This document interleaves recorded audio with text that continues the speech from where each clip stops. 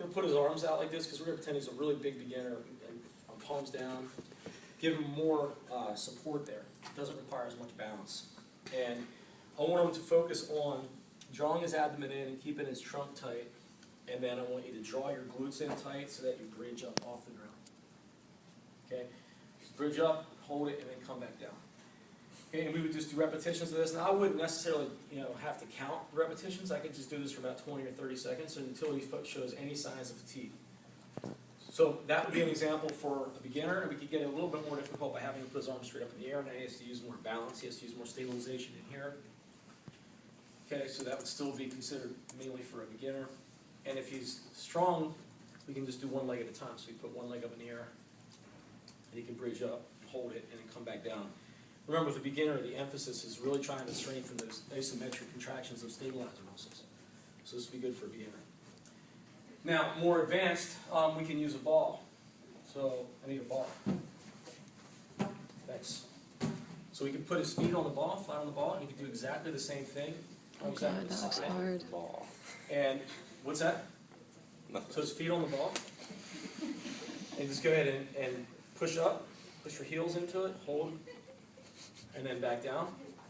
So that becomes a little bit more advanced because it's going to be harder for him to stabilize. And then we can do it with challenged, with arms up in the air. Go and bridge up. Trunk tight. Where do you spot somebody when you're using a ball? Over here? By the ball. By the ball, because this is where his stability would be lost. So go ahead and bridge up. If he was having trouble, I would spot the ball. Okay, now we can get even more advanced. We'll go ahead and do one leg. Arms at the side. Arms at the side.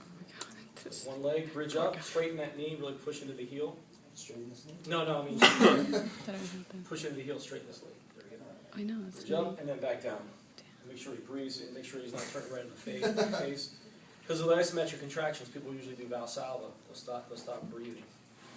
Okay, good. Now, that's still, though, about intermediate. Now, if he progresses that, we want to make it a little bit more difficult. We put his heels on the ball and include more of the hamstrings in this. So what we do is bridge up. Put your hands wherever you feel comfortable. Bridge up, and now bend your knees and roll the ball in, and then push up on your heels so they're at the end. Oh my There you go. Come back gosh. out. Stay up the whole time.